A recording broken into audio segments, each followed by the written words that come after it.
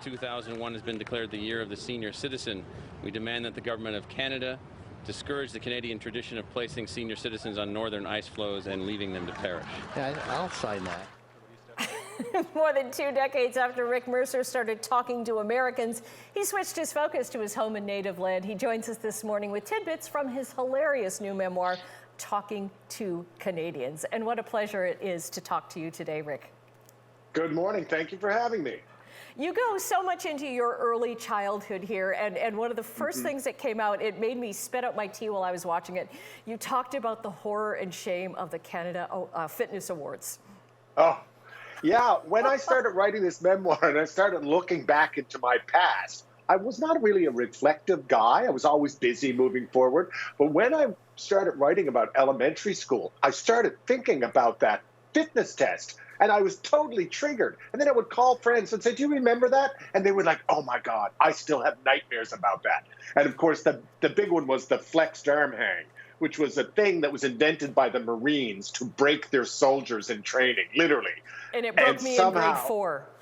And somehow the Canadian government decided to force every child to do it and then post the results up for everyone to see. Yeah. It was humiliating, but it made me feel better that you felt the same way about it.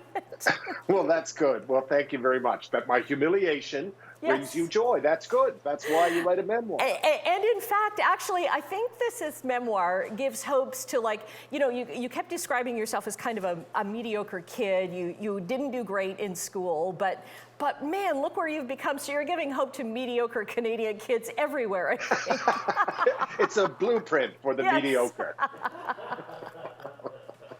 It is that. I was such a poor student, and it's not something I'm proud of, but it's something I couldn't avoid because really it was appalling what a bad student I was. And I had no excuse because I didn't have a difficult home life. I didn't have a learning disability. I had teachers that were good, I guess.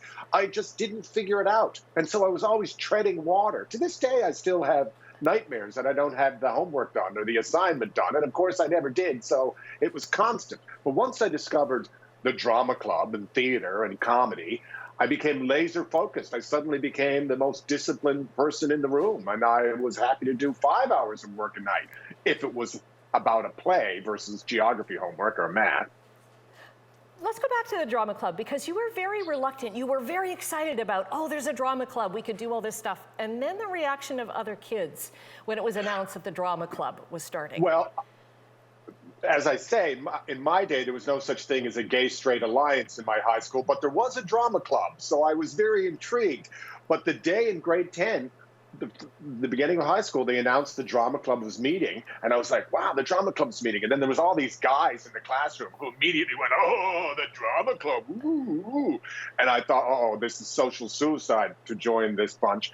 And so for an entire year, I didn't. It wasn't until grade 11 that I guess, found the internal fortitude to not give a hell what anyone else in school thought. So I joined the drama club, and it was life-changing for 2 reasons. The first thing was I didn't like the play that they did, and I worked backstage, and I just didn't like it. And so, but I loved the drama teacher. And then after the play was over, I said, I'm going to quit the drama club. And she said, that's a terrible mistake. You'll regret it for the rest of your life. And I thought, this is a little over the top. We're just talking about quitting an extracurricular activity. I've done that before. And she said it would be a big mistake because the next play we do, we're going to enter into the Provincial Drama Festival. And I said, what's the play? And she said, I don't know. You haven't written it yet. And so she made it my job. Yeah. And no one had ever suggested to me I could write a play. And I thought, okay, that's what I'll do. And that's what happened. And from that, I met people that became my comedy partners. We formed a comedy troupe. We started playing in theaters and bars, and everything changed. And I continued working in comedy ever since. And so lucky to do that, right? And so lucky to marry kind of your love of politics too. And I mean, that's talking to Americans. I got to say, that is my favorite thing on television. That special was awesome. It was so exciting because we were and kind of a fluke how it happened, right? Yeah, it was a total fluke. We were on This Hour's 22 Minutes, and we were ambushing politicians in Ottawa. And then Mary Walsh showed up as Marg Prince's warrior, took it to a whole new level. I was like, okay, I need to find something else to do. And I went to the States, and did a couple of sketches down there that were just okay. And then one day, this guy on the Capitol building started asking me weird questions about Canada, and he was like, "What are you doing way up here?" And I just wasn't in the mood, so I started making up stuff while our president is in town. He's like, "Yeah, I heard your president is here." And then I thought, I'm going to interview this guy. And I interviewed him, and he brought up the alphabet. And I said, "I don't know how does that work exactly?" And he said, "Oh, you don't have the alphabet in Canada." Okay, well, A goes before B, B goes before C. He explained the alphabet. So then we ran all over town asking people about the alphabet. Everyone was very happy that Canada was adapting the alphabet. They suggested it was a great idea. We came home, we put it on TV, and the response was overwhelming. People couldn't believe it. They thought it was a trick.